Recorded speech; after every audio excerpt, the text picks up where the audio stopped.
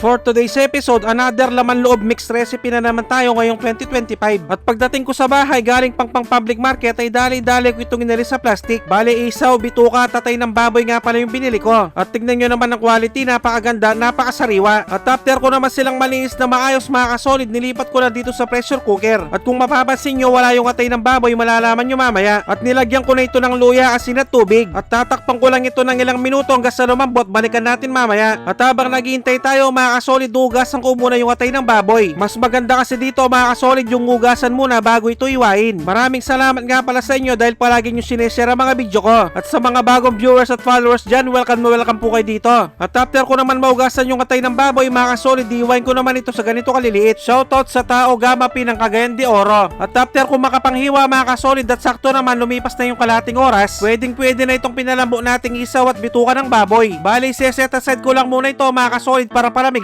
At shoutout nga rin pala sa mga viewers at supporters nating mga OFW sa naman dako ng mundo. At syempre sa mga masisipag nating workers dito sa Pinas, maraming salamat sa inyo. At habang pinapalamig ko nga pala yung mga laman loob mga kasolid, ipiprepare ko muna yung mga gagamitin natin tulad ng sibuyas at bawang. At nang matapos mga kasolid, start na tayo manghiwa sa ganito kalalaki. At kung umabot na kayo sa part ng episode na to mga kasolid, pwedeng paki-comment naman kung tagasan ka para malaman ko kung saan umabot ang video to. Maraming salamat. At siguradong nakasuporta din ngayon ang tao Gamapi San Luis Community Chapter San Simon Council. At magpapainit na rin ako ng mantika, start na tayo manggisa ng sibuyas at bawang. At isasabay ko na rin ang pamintang buo daw ng laurel at sili. Sobrang lumalabas kasi ang napakabangong aroma ng mga to pag sinabay sa panggigisa. At dahil pwede na to mga kasolid, nilalagay ko na yung mga hiniwa kong isaw at bituka ng baboy. At sinangkapan ko lang din ito ng pamintang durog at patis. At kung mapapansin nyo naman mga kasolid, hindi ko pa nilalagay yung atay ng baboy, malalaman nyo mamaya. At tatakpan ko lang to sa loob ng 5 minuto.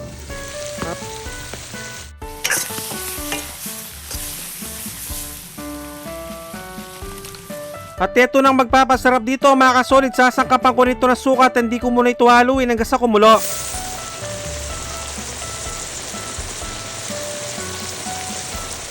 At dahil pwede na to mga kasolid, nilalagay ko na rin yung atay ng baboy. At kung nagtataka naman kayo mga kasolid kung bakit hindi ko ito sinali sa paggigisa, sobrang tumitigas kasi ang atay ng baboy pag sumosobra sa kulo. Sobrang napaka-perfect na lambot nito pag natapos, maniwala kayo sa akin. Yung tipong pag kinagat mo, luto naman siya pero malambot. At after ko naman itong halu-haluin mga kasolid, tatakpan ko naman ito sa katamtamang lakas ng apoy hanggang sa maluto ang atay sa loob ng 5 minuto. At siguradong nanonood din ngayon si Christian Sulit ng Pulilan, Bulacan. At sa puntong to mga kasolid, hindi ko nito tatakpan hanggang sa tuloy ng maredo sa sabaw.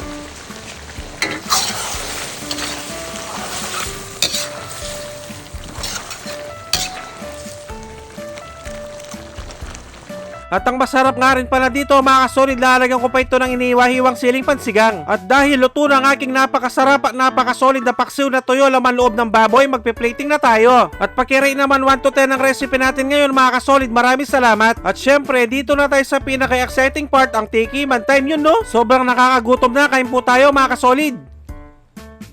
Sus Mariosep, kanyama na po.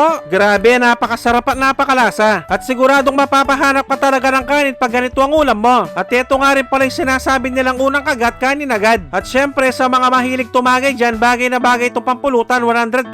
At siguradong lulutuin din ito ni Marites Saison ng Banlik, Calamba, Laguna. Maraming salamat sa mga walang sawang sumusuporta at sumusubaybay sa aking mga video. At sa mga walang sawang nagsishare, maraming salamat, napakasolid nyo. Sobrang na-appreciate namin kayo lahat. Magkita-kita ulit tayo next episode. I-try nyo na ang ganito kasarap na recipe. Siguradong magugustuhan ng buong pamilya ng kainuman nyo. Maraming salamat sa panonood. Mag-ingat ang lahat. Basta Kapampangan, manyaman!